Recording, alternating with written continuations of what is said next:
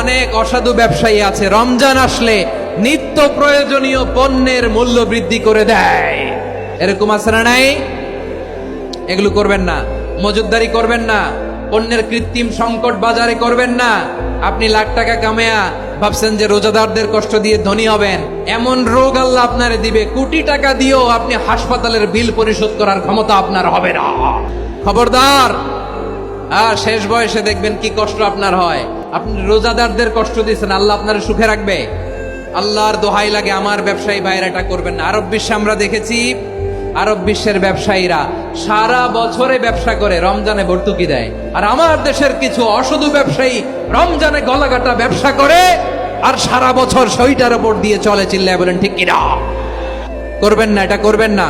নিত্য প্রয়োজনীয় পণ্যের মূল্য বৃদ্ধি করা হারাম, পণ্যের কৃত্রিম সংকট তৈরি করা হারাম, মজুতদারি করা হারাম, রোজাদারদেরকে কষ্ট দেয়া হারাম।